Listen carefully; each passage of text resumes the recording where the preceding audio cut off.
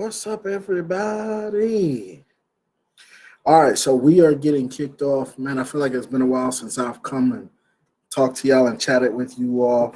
Well, I'm excited because we're back and we are live on Facebook. So do me a favor. While we're doing this, I need everybody to go ahead on and share this link. Go ahead on and share this link everywhere you can. Share it on your group pages, share it on your Facebook pages. Go ahead on and share this link. So first of all, welcome back. We are the New Frontier Action Team. It's a group of us out here who are working and advocating so that we can educate people across this country and, of course, here in this state on voting rights, opportunities for environmental concerns, racial and social justice issues. That's what we do. We need you to do us a favor. We need you to make a donation today.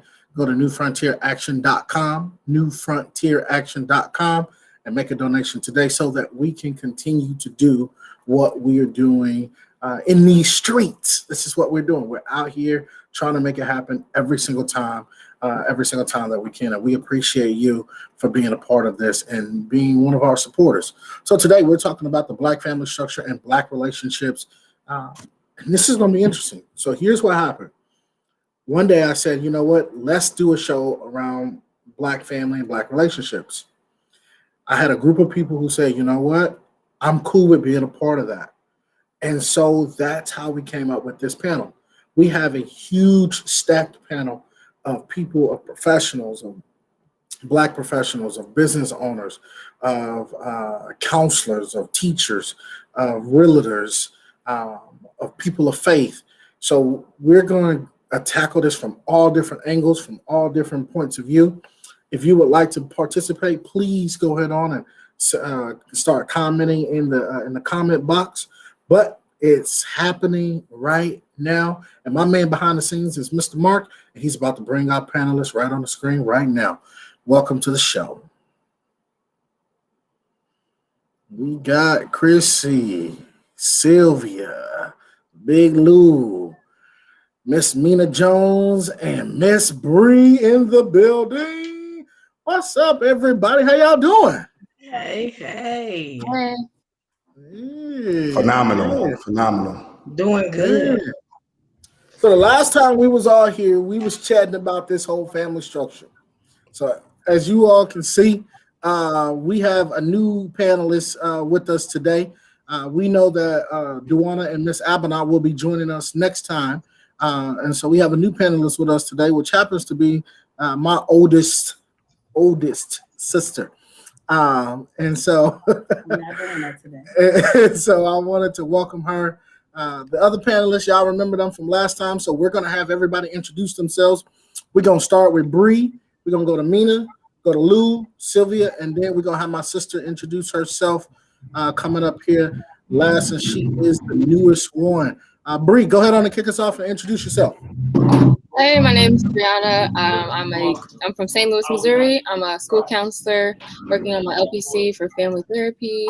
I love talking about relationships, family structures. This is awesome. I'm glad to be here. Thank you for inviting me. And anything else you'd like to know? Yeah. No, all good. That's me. Mina Jones. All right. My name is Mina Jones. I'm a realtor in Des Moines, Iowa. Excuse me. I'm a single mother of 3. Right now I'm in a relationship. So I do enjoy, speaking about these things and, learning also what I can do better to raise my children and also incorporate my new relationship into my business life. So this is always great. Awesome. Big Lou. Good afternoon. Once again, my name is Louis Founder. I appreciate the invitation.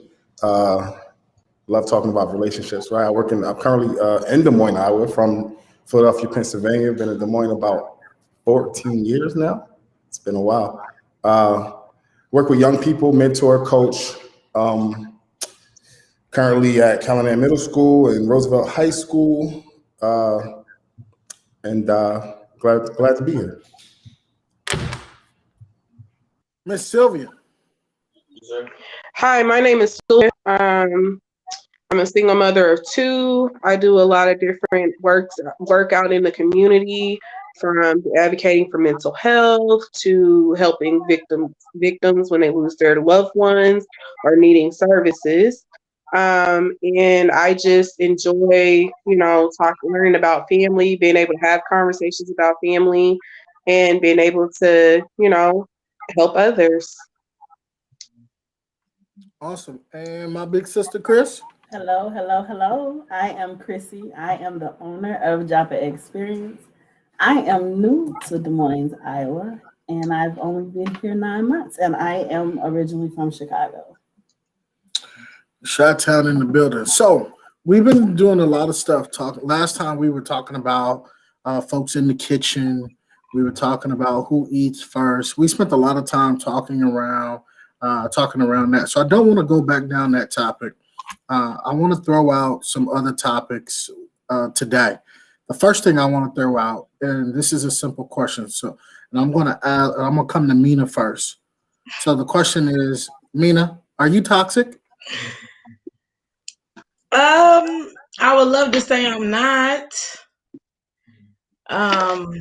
I think that some of the aspects of my life can make it messy at times. Like I stated in my intro, I am in a new relationship, but I do have 3 children. That can be a toxic situation. Trying to incorporate my kids' fathers and my new boyfriend and the kids and everybody together. It can be a mess at times.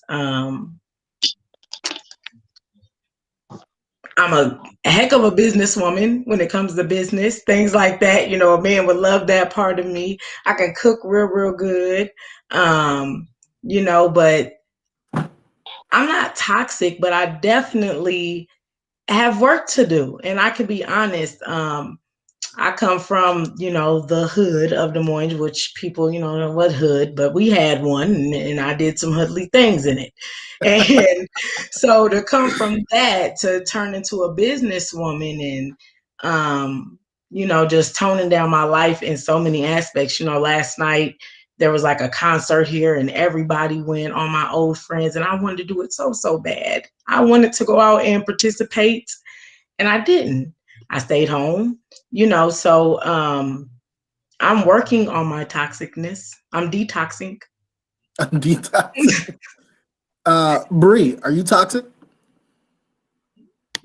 I think that I have been and was toxic. I think, as Mina said, still definitely work to do, but I am at a point in my life where I'm understanding, especially the things that you don't see as toxic are a product of the way that you were raised or where you come from and how you learned how to be a part of a relationship. So unlearning those things has been a huge process in the last, I would say, 5 years. And coming to terms with my toxicity has been hard just because I am a good person and I don't think that I have any malicious intent towards anyone. But then when you take a step back and look from an objective perspective at your life and the relationships you've had, and you're like, damn, I was the problem. Okay. Yeah, I'm crazy as hell. Well, that's and it's always hindsight is 2020. So yes, I would say toxic in transition. Yes. Big sis, you toxic? Of course, I'm not toxic. No, no. I agree with Bree. Toxicity comes from the trauma that you had in your life, and therefore, if you're operating out of trauma, then of course you're toxic. If you've been hurt before, you're toxic. If you believe that you're the only one right, you're toxic. It's a lot of things that you can consider toxic, but I believe once that you realize that you are toxic, then that's when you start working on yourself and you do self-work. Big Lou, are you toxic? Man, listen, of course, we all are toxic. I have toxic tendencies, right? I don't think, I agree with Chrissy. I don't do anything with malicious intent. But when you take my background and you take from where I'm from and you take my upbringing and then you put that in someone else's space, right? That doesn't have that same upbringing and doesn't have that same lifestyle and things like that. Boom! It's like it's a firebomb that you didn't think you want to happen, but it happens. Exactly. So yeah, I ain't Derek Jack, man. I admit my flaw. Yes, I'm toxic. I think I'm right sometimes, all the time.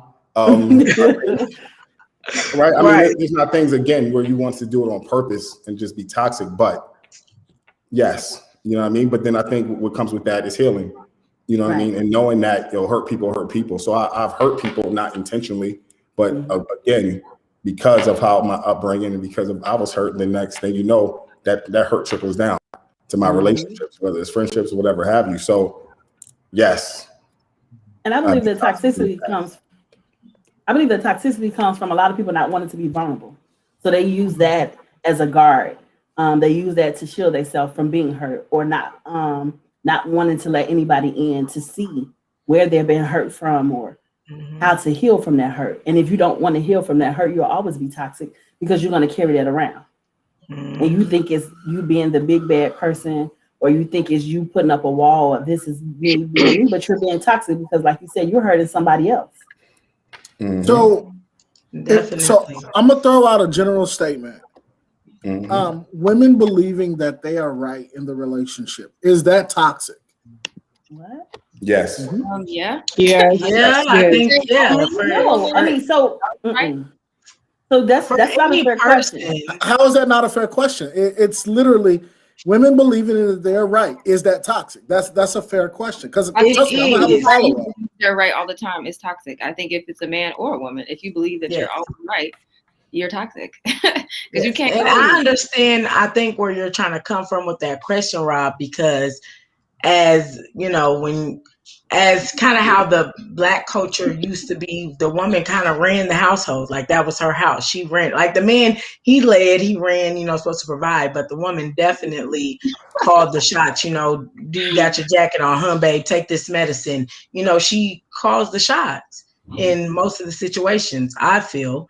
And I mean, so I feel like that's where maybe you was coming from with that question. Do women, because we do, I know I do, I feel like I listen. I definitely am learning to listen anyways. I'm learning to listen. Like I told you, I'm learning because I've been so independent and I did everything by myself. And all my trauma that me and my kids went through, I dug us out of that. So I'm a person like, I don't want to listen to what anybody else is going to say because you didn't direct me. Clearly, I know what I'm doing if I made it this far, but that's toxic for me to be so closed off and to be shut off. So I'm learning in this situation to listen. And finally, and I don't mean to say that like that, but it's somebody that I can respect and want to listen to. You can't let just anybody lead you. You can't have blind leading the blind. So in past relationships where I might have seemed toxic, I couldn't listen to you. I can't trust you. You're not dependable. So no, I'm not going to listen to what you say.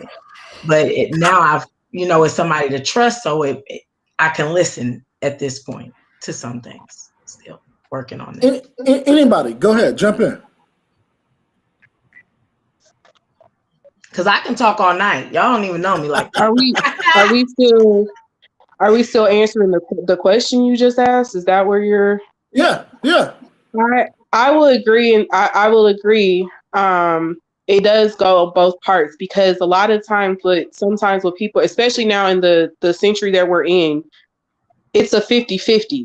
You know what I'm saying? So both wife and husband or boyfriend and girlfriend, you're bringing something to the table each.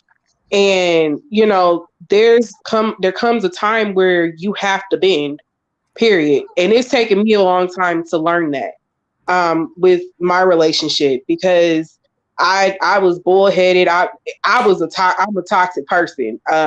And I had to learn you have to bend because you have to be willing to accept what the person is saying. You're not always right. I've never been one to think I was always right, but I was always stuck in my ways. So to me personally, I just feel like it's a 50-50 and you're bringing something to the table And you got to be able to be willing to be open to accept somebody else's, how am I trying to say, somebody else's views and opinions. Because if you're not open to hear that, then you're not going to be good for nobody. And then you're teaching your kids certain habits that they don't need to be taught.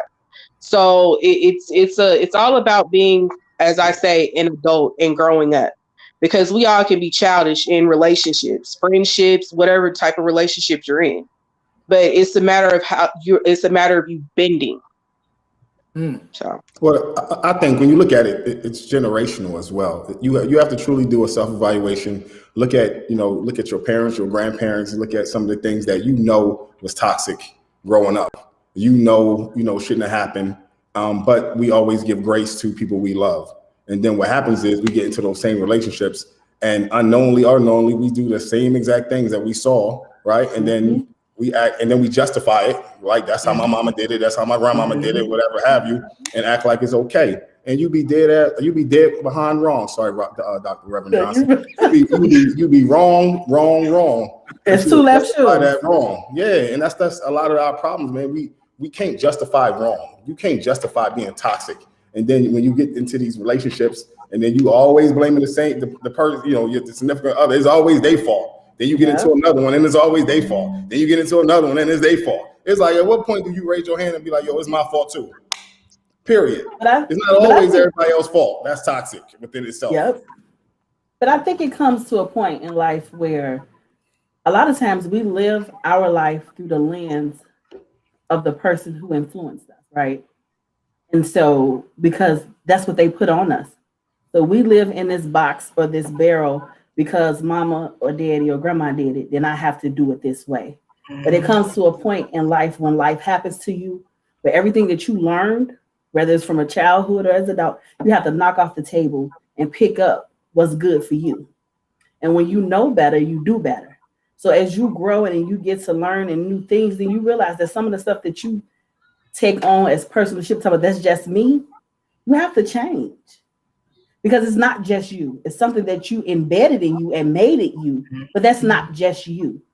You didn't just come into the world like that. You picked that up from somewhere and you carried it on for a lifetime. And now you're with somebody who wants to love you, care for you, and be there for you. And now you can't change who you are because hell, you kept it for so long, you don't know what to do with it. And I think when we're talking about generational curses and traumas, I think it goes even further back than like grandmas and great grandparents. I think it's a Black issue. I think it's a power struggle that we feel like we have to uphold, where I have to be right, because if I'm not right, that means I'm weak, especially our women. So because I definitely can say personally that I do that, and I'm always the most toxic when it matters the most. So like I'm able to listen, I'm able to sit back and evaluate a situation, especially if I'm in it. I can be objective to my own problems. But when it like comes down to like, now we're in an argument and it's heated, now that's when I need to practice these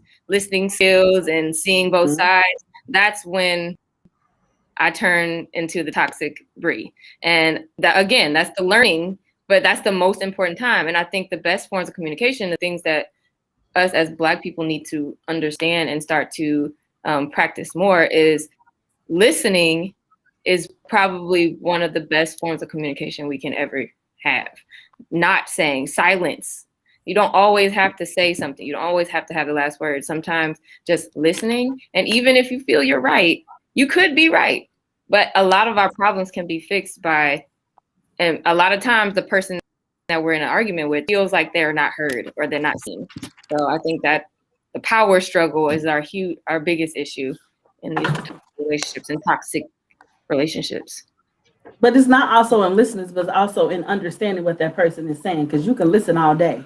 It could go on one ear after the other. Yeah, I heard you. Yeah, I heard you. But did you understand what I said? But it's not always understanding either, though, because you're not ever going to always get somebody to understand you. You have to drop that as well. I think that's a toxic trait as well, that we're talking and speaking and listening so we can understand, and we feel like that person that we're talking to has to understand us before my point is heard. And if you don't understand that, I'm gonna keep talking, and that's where our struggle also comes into play. So you don't always have to say something to be understood. Just make sure you listen, and then you can accept without agreeing. And you can. And I never said agree. I never said agree. I never said good, agree. Rob. What I said was, I never said agree. I said to understand. So how am I supposed to listen and not understand what you're saying? If I don't understand it, then I can't fix it. Well, I'm gonna say something about that because I, in situations, in a situation that I'm currently in, I don't understand everything about this person. Some of their ways I don't understand. Some of my ways they don't understand. But I do sometimes just listen to what he has to say because it's helping me learn. I've never been that one. I was really, I'm mean kind of to men. And I've been like, I just have. And I've just been kind of mean and just like, I don't need you and easily to kick you to the curb. But really, I've been that way. And I've been like that, just kick you to the curb, don't care.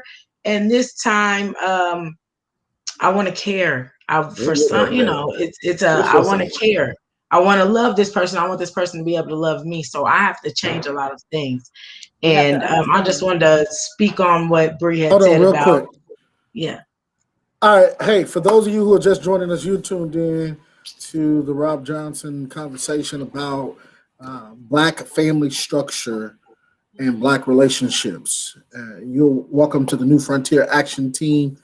Please take a moment to go to newfrontieraction.com, make a donation today so that we can continue to do these types of conversations, these types of moments where we're creating space and making sure that voices are being heard in this space. And we have a dynamic panel with us. For those who are just joining, we have my older sister, Miss Chrissy Johnson, the owner and operator of Drop Experience. We got Miss Sylvia. We got Miss Mina Jones. We got Miss Bree in the building. And, of course, we got Big Lou. And so welcome those of you who are just joining in. I want to switch gears real quick, y'all, because I feel like we're at a good spot to talk about this. Because I've noticed that in relationships, you have one person who always has something negative to say about the other person. Never really something good. They always got something negative to say. And then their response is always like something like, oh, well, you should just be listening, or you should just be trying to change what I'm telling you to try and change. But it's always something negative. And then it's coupled into this thing called love, right? And so the question is, let me phrase it like this. How can people watching tell the difference between are they being loved or is somebody trying to control them? Okay. So you're saying like the criticisms are the control or love? Is that what you're saying? Yeah. That's what I'm asking. So if somebody is always being negative and is coupled into this thing called love, is it love or is it control? Well, I'm gonna start a little bit, right? This is how I look at it. Like, so I consider myself a positive person. I try to be as positive as I can be at all times, right? And even when I'm going into a conversation that I feel like is going to be critical, I'm mindful that this is going to be a hard conversation. I'm mindful of that. So I think it's not it's delivery. It's multitude of things, right? If you have an intimate relationship with that person, they know you're just not a negative person, unless you are just a negative person and a toxic person, and you constantly coming for them, right? Then they also understand like, you truly love them and you want the best for them, and you just trying to get the best out of this relationship. And they spirit to tell them that immediately. So I look at it like, at the end of the day, people know. Right, when they're being, I'm not gonna say people know, because some people don't know when they're being manipulated. Derek Jack, and some of y'all follow him and y'all love that dude. But at the end of the day, most people understand when they're being manipulated by people, right? Most people understand that, this person truly just, they really just trying to play me. They just want me to, they just trying to control me. right? And they not really have my best interest. I don't know. I think that's one of those things where it's not just a blanket statement. It has everything to do with that person who you have a relationship with and truly knowing them. Like, you got to truly know the people you're taking advice from. That's why I don't take advice from everybody. Yeah. That's I would say, go ahead, Mina. Sorry, go ahead. I would just say, like, as far as a woman's standpoint of view, and I guess I'm speaking for some Black women, a lot of times when a man is trying to tell us what to do or give us some criticism, and sometimes can be constructive, we, will shut down. We're so independent, we're so strong, we're so tough, and we don't want to listen to too much criticism. Where I'm good. That's how a lot of Black women operate, or I could say in my generation, a lot of women are very strong, and we don't need, y'all know how they're going right nowadays. And that, to me, is like, we need to change that. I feel like women should be more submissive. Yes, and should listen. And hold on, listen to me. I feel like women are so hard right now. I feel like we're so hard. Wait, just listen. I feel like we're so hard right now. And a person that loves you and wants to see you at their best, they might see you in a different light than everybody else because they're with you. They might see something different. So they might be able to say, hey, babe, change this because this isn't okay. And it's really not okay, but nobody's ever called you on it because they might not have cared, or else, they just don't, or they didn't care. They didn't care enough to tell you that you should change that. Like, I'm in my relationship now. I'm just gonna give a quick example. I wanted to wear a certain outfit.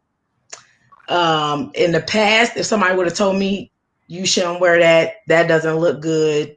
Not that it didn't look good, but saying, the certain image that you give off says, I'm here for whatever, and there's a certain way that a woman can dress that can give a certain type of image. I didn't take it as, at first I was defensive, but when I sat down and thought about it, this person wasn't trying to control what I wore. He wanted me to be respected in every light. He wanted other people to see me and respect me. He didn't want anybody to see me and think, oh, look at this, whatever you might call somebody that wears something that doesn't look good. And we all know what that is. I know it's like woman empowerment. Everybody's like, women should wear whatever they want. Women should be able to do whatever they want, but some of it doesn't look good and it doesn't give you a good look, and it just doesn't. So I appreciated that after the fact that he told me, hey, change that up. And I'm realizing that sometimes criticism isn't always bad. And if it's from a significant other, it isn't always somebody trying to control you or tell you you need to do X, Y, Z. But it's like, hey, if you want to be a better person and you want to grow and elevate, you should do X, Y, Z, because this is what I see from my standpoint. So I feel like if somebody's helping you, sometimes you should open up and listen. Sometimes somebody does. It's a difference in being open and listening. Then you use the word submissive. I think we need to probably pull out the dictionary and see what submissive means. Well, what does submissive mean? Explain, tell me. Exactly, Robert. What does submissive mean, Robert, since you use that word? Go ahead. Give me. Let me know. I love to learn. Go ahead. Give me what you think. Oldest sister. When we say submissive, that means, to me, and I probably need to look that word up, submissive means to give a person completely control over you. Am I wrong? Am I right? Can we look up wrong? Okay, well, let's look up submissive. I said let's look it up. Go ahead. I looked it up. Ready? When I say submissive, and what I meant by submissive was, come on, Mina. What I meant by submissive was letting my guards down and allowing somebody to lead me. Not always that he's going to teach me everything, but just simply walking a couple steps. I used to notice that's a better way to say it, not submissive. Like a simple thing. I used to walk fast in front of him, but but I wanted him to open the door for me. So then I'd be walking so fast to the door, then I have to stand there looking stupid, and he would come and open it. I learned to calm down and walk just a few steps behind him, slow up. I was submissive just a little bit. I calmed my normal what you're speed saying. walk into the I store. think it's less submissive and more allow someone else to lead. I think that's a better way to describe it. Yeah. Isn't So it's not like it the same thing, Bree? If you submit to your partner, no, it's the because same if thing. you're allowing someone to lead, you Because still the man leader. has to submit You to can the still woman lead. as well. But if you're submitting, it means you're giving, like Chrissy said, total control and power. What if y'all were looking too much into the words? But that's not what you said. That's not what you said. Never time did you say male and female submit. You said a woman only. Now let's be clear on what you said. Who, me?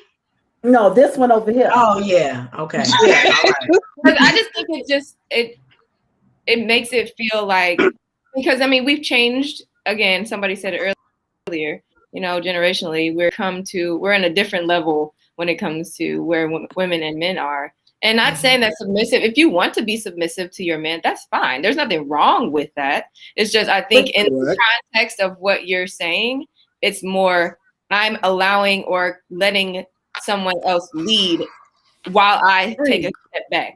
All right, time out. Wait. Come on, Chrissy. Before you say this, Lou, let me Come on, just say Chrissy. this. Instead of being submissive, can we say vulnerable?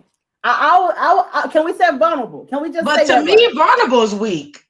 Listen, Wow. Rob Johnson, Rob, I need to say one cuss word, Rob. Just one. Can I say one? Go ahead. Y'all women funny. Y'all be funny. Y'all don't like this word like of a man leading or being submissive. But yeah, no woman I know want a bitch. Period. So no woman I know want a bitch. Ever. Agreed. Period.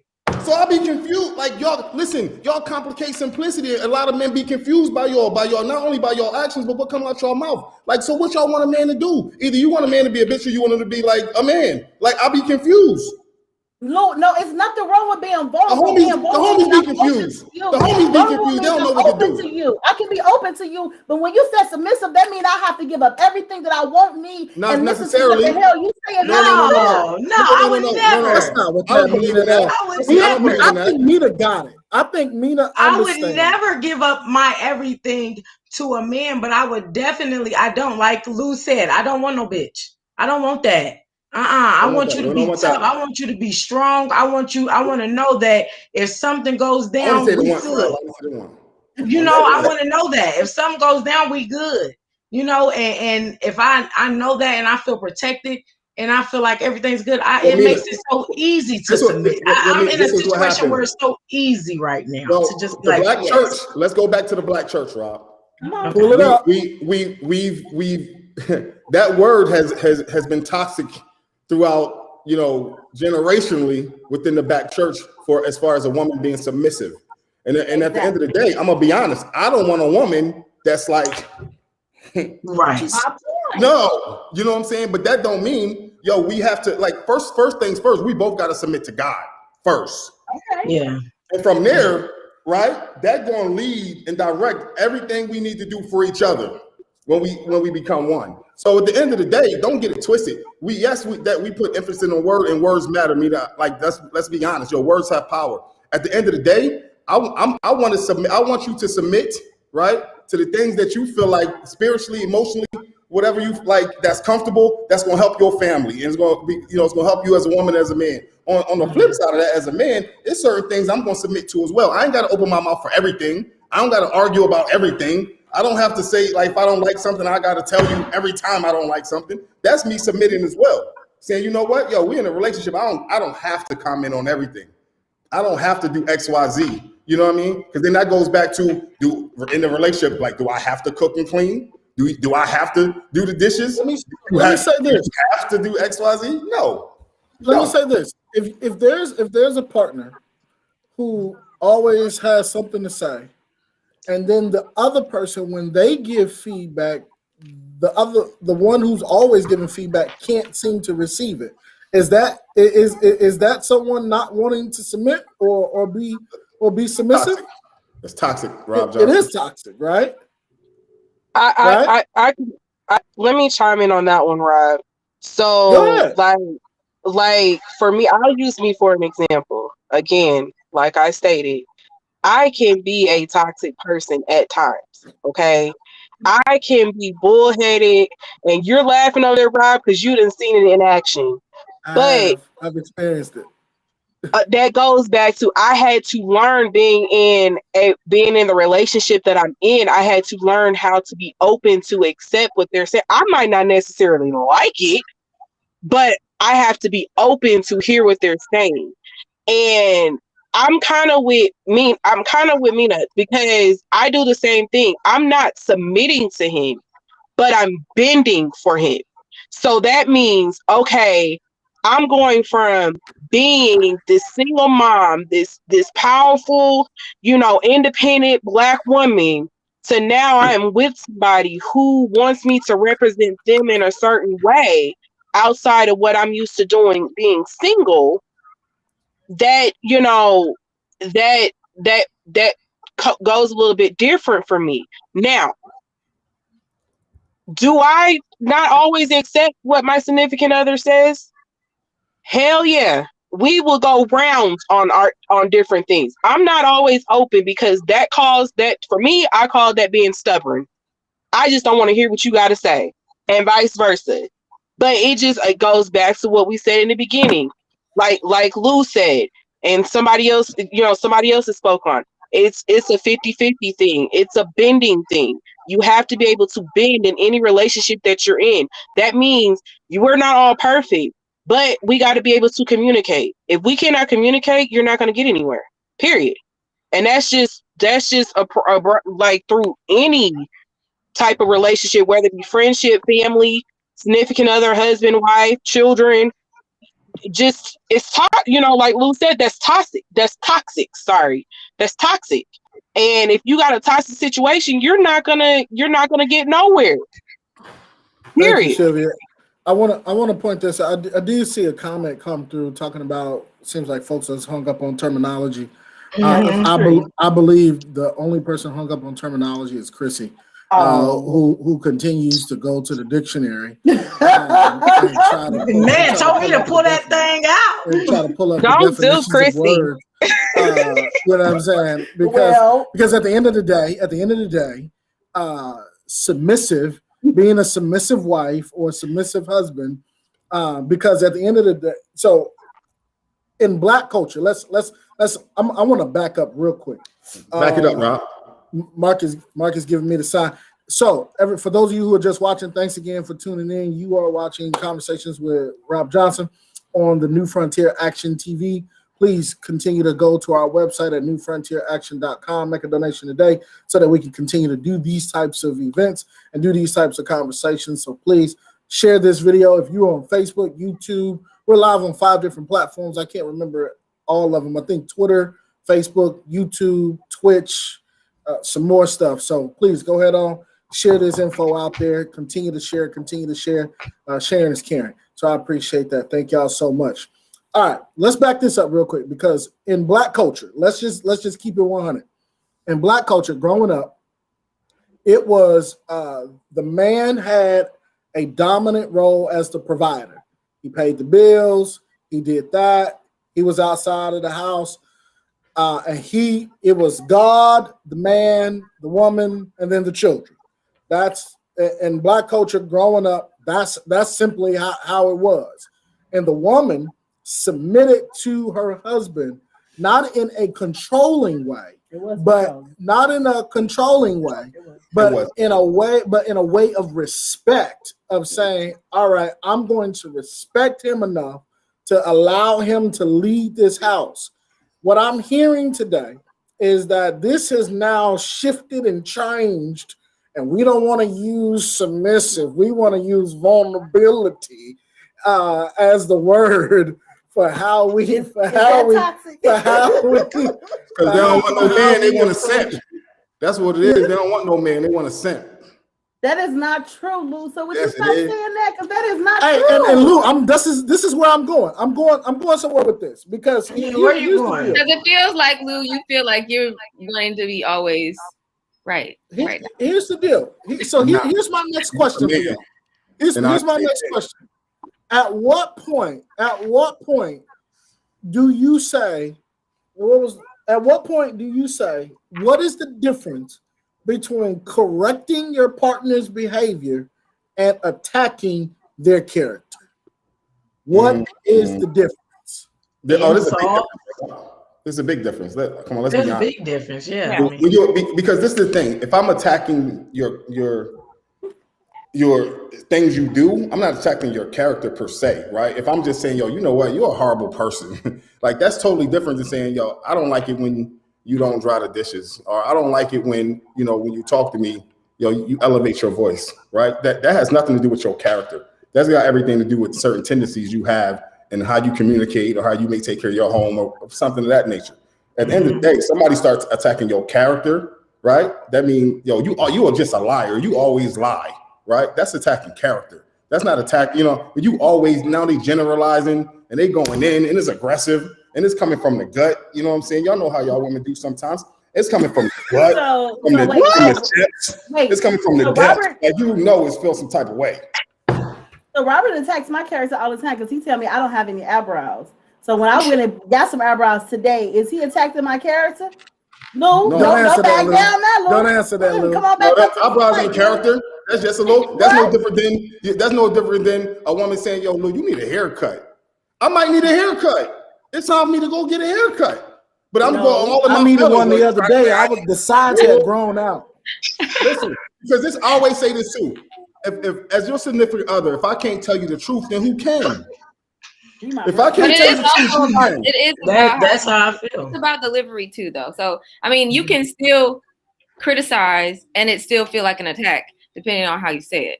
And then if you it don't matter how you say it, Bree, come on. Sometimes it don't matter how you say it. I can be like, Bree, I really don't like your nose ring. Well, nobody asked you if you like them. And I'm like, whoa. That's Who right. he imitated? But it's, at the same time, if somebody is continually doing that, it's gonna build up. If somebody's continually like doing little small things and criticizing the small things that you do, especially in a relationship, whether it's caring or coming from a good place or not, it's going to start weighing on you. And so it's going to feel eventually kind of like, okay, does this person really care about me? They don't like anything that I do. Every 5 seconds, they're telling me, you need to do this, you need to do this, you need to do this. But I feel like, especially when we're talking about effective communication in relationships, sometimes you need to say, I'm not trying to say, or, soften it up a little bit. Not all the time. I think you can be direct sometimes, but when we're talking about constant criticisms, I think it's better and it's healthier to monitor how you say things, because it will eventually feel like an attack. Like 10 little criticisms can start to feel like, okay, now I don't know what's going on. I don't know if you care about me or you just, because if you think that you need to criticize everything I'm doing, then why are you with me? Why are we together? If you think that if you're trying to change everything that I do and everything I do is wrong, then maybe you need to find somebody that's better for you, that you don't have to criticize all the time. Is that controlling behavior? Is that controlling behavior? It can be.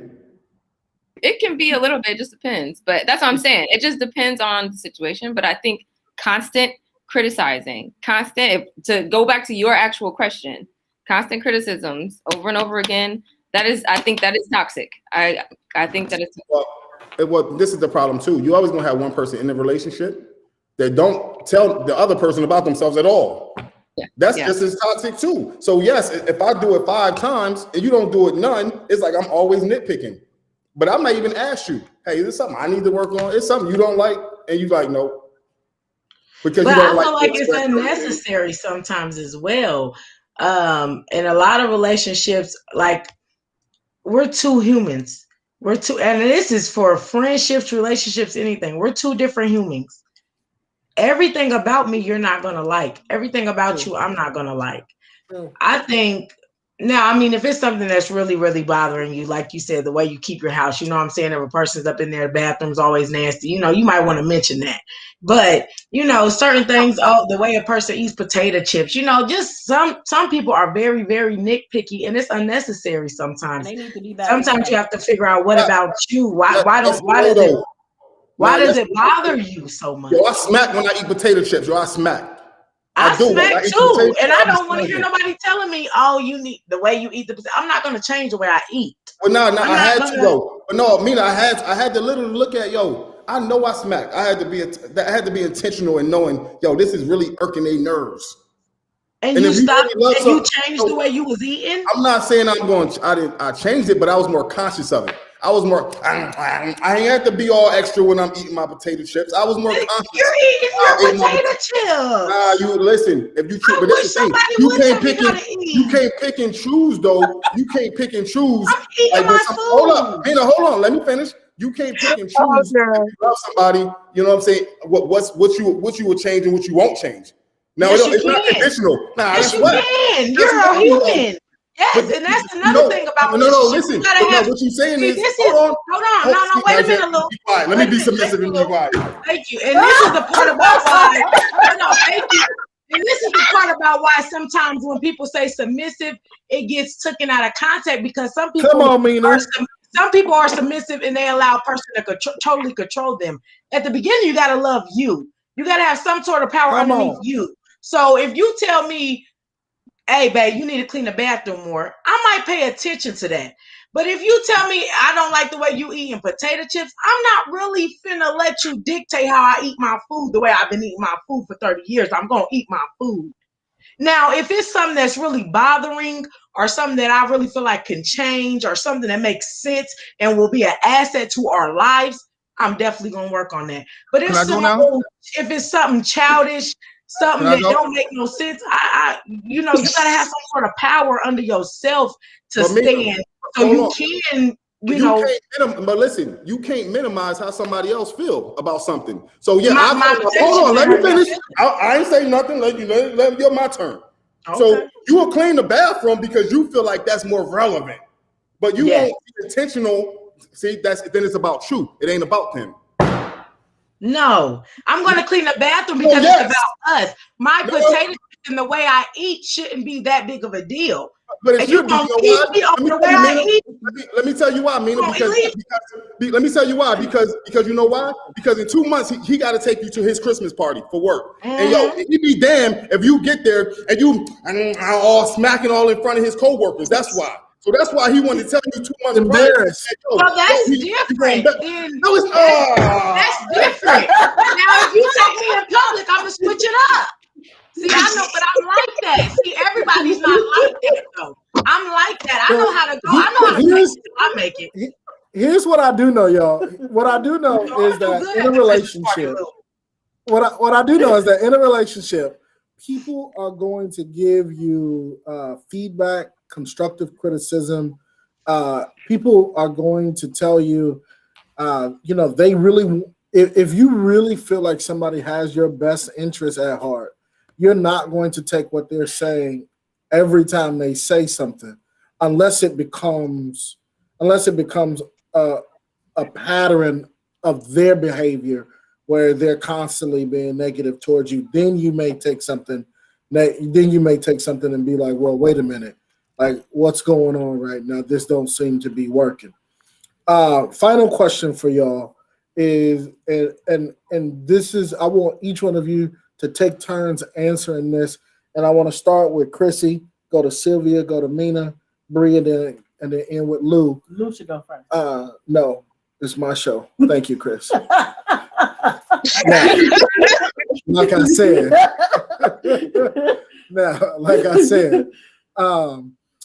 what I tell you, it's when you if my mama was here right now, here we go. What I tell you, it's something else.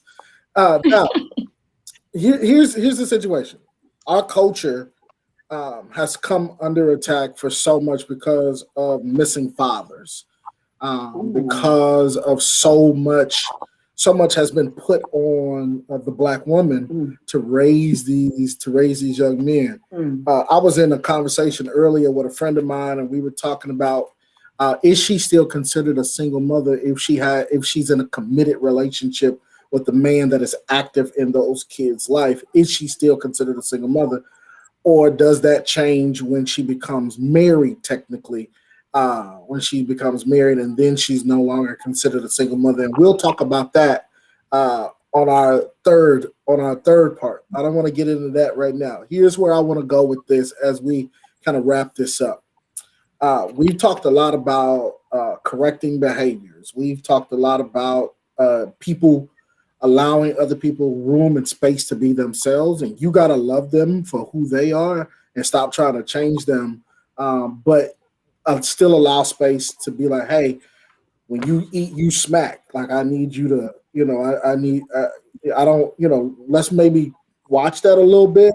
We talked about the delivery, right? Maybe you don't cook a meal that's that good, and maybe he's trying to tell you, or maybe you pee on the back of the toilet, and she's trying to tell you, look, I gotta clean that, so I need you to watch that, right? There's so much that goes into this, and our culture has come under attack a lot. What are we doing to move this culture forward when talking about our relationships? How do we make them better? I know that's a tough question, so don't feel like you got to give like a Plato type of answer, or some type of doctoral degree dissertation for this. Feel free to just give us your real raw thoughts. What are we doing to make it better? The answer could simply be, I'm working on me. Mm-hmm. I'm working on my mental health, or I'm doing this or doing that. But I really would love you all's thoughts on that. And like I said, we're going to start with my oldest sister, Chrissy. I really believe that that's a layered question. And so I guess my thing with that is I call this thing called life.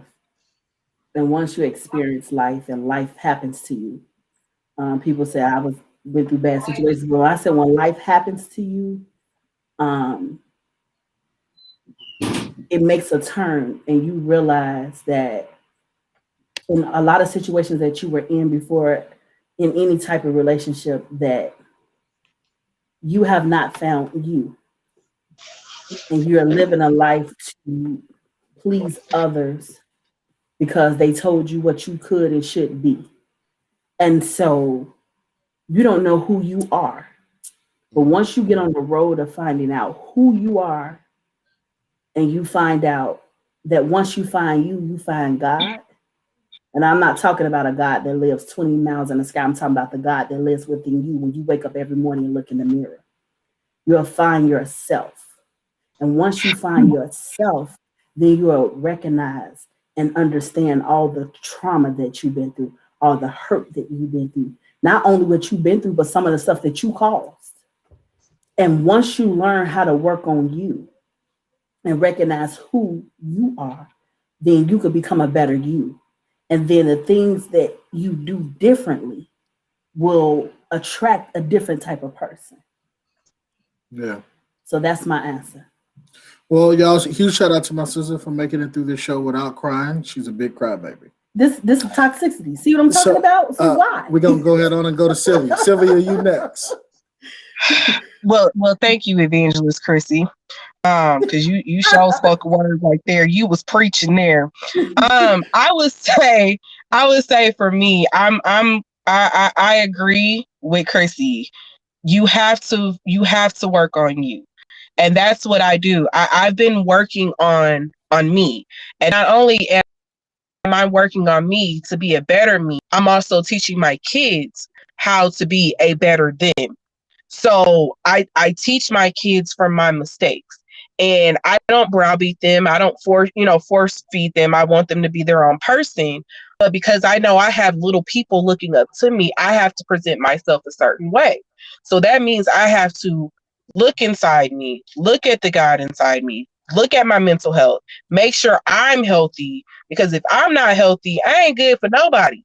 I'm not good for nobody. And I learned that through my experiences over the years. And it took me a while to get to this place, but and it's not something that can happen overnight. So whoever is listening, I'm just letting you know now, it's not going to happen overnight. It takes time. It takes time. Prime example for me, it has taken me 5 years to get to be the person that I am comfortable being. I was not always this comfortable person. It takes time. So I would just say, I just work on me every day. I find something that I need to do within myself. I don't let nobody tell me about nothing. Can't nobody tell me about Sylvia but Sylvia, period. Because Sylvia's got to do better for Sylvia. So, you know, that's just what I do for myself, is just continually work on me. Thank you, Sylvia. Miss Mina Jones. Well, what I am doing to help the Black family structure, and I can't wait till week 3 of this to the single mom chat. Oh yeah, I'm ready. But my real estate. I mean, Black home ownership. I feel like that's a big piece. That's a big um piece just to getting people off the streets, getting people guidance, making generational wealth.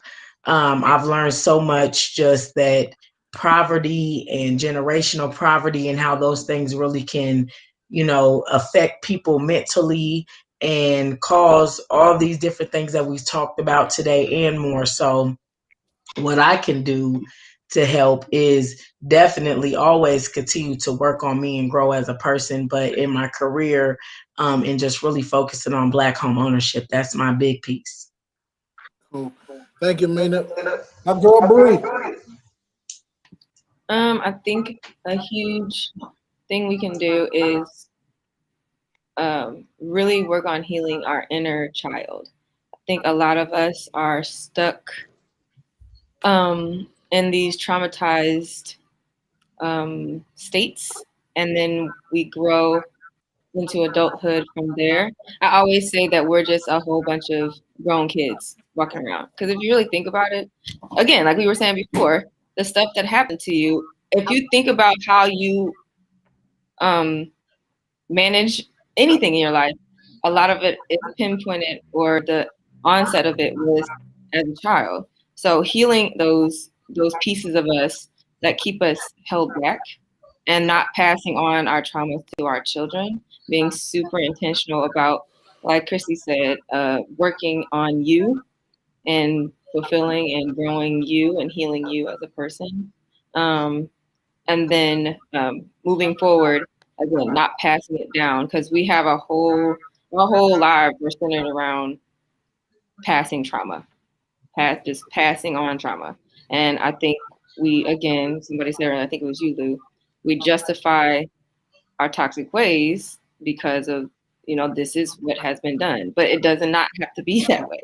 It shouldn't be that way. And justifying is just continuing the cycle. So healing and being intentional about taking those pieces of yourself that and finding those and actually identifying them and sitting with yourself and learning how to heal those pieces, and continually checking in. It's hard work, but once you do it, and I just did it. I mean, I'm a testament to it, because I just went through a whole situation where I'm like, wow, that's crazy that I'm living my life through this lens of a 17-year-old me. It's like I didn't even realize that something that affected me so much was affecting me so much. And then once I started to sit down and really deal with it, I was able to move and take another step forward in my life. And it really felt like I had, lifted a weight off of me. So being okay with being vulnerable. And then I think I'm a huge advocate for counseling. I really do think Black people need to start understanding and being open to allowing somebody to step in. It's okay. I hate that we are always thinking like, oh, I don't want people in my business. Well, clearly things have not been working out for you with the two people that are in the relationship. So maybe you just need an outside source to just, from another perspective, it's not telling you what to do. It's just showing you things from a place where you can't see it because you're in the situation. So opening our relationships to a third party, somebody that you trust, research, do research and figure it out. And then that's really important, I think, too. Yeah. Growth. Spoken like the true therapist she's becoming. Great job, Bree. Like a shameless and finally, Big Lou. No, first thing first, man. There's 4 beautiful Black women on this call that we joke around and we laugh, but y'all input and insight and some of the things you've been through, good, bad, indifferent, trauma, triumphs is really is really why we're here, man, and bring some education to all of us, especially men. One thing I always say to a lot of my sisters, man, is when you got a problem understanding men, don't go to your homegirl. Go to ask a man.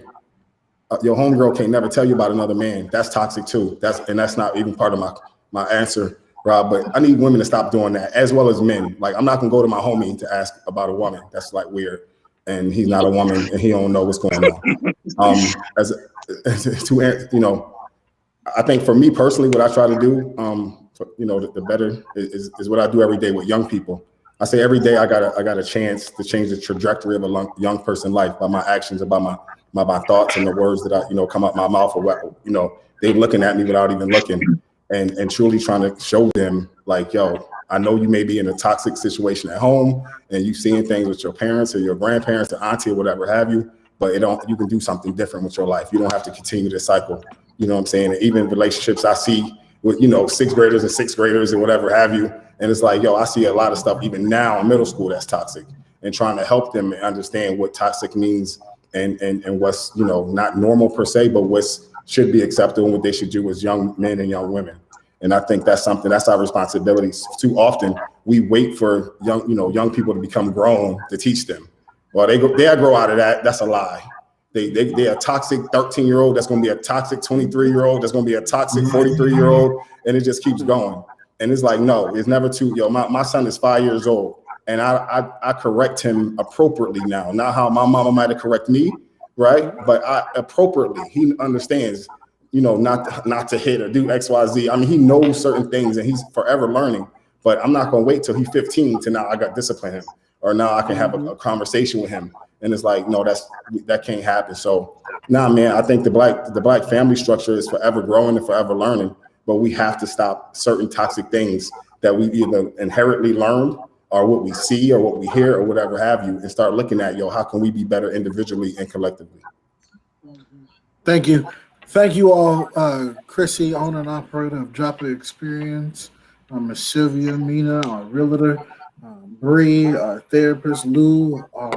Man, y'all don't even know Lou been in counseling and working with young people for the last 20, almost 25 years. And so I ain't that old, Rob. I'm not that old.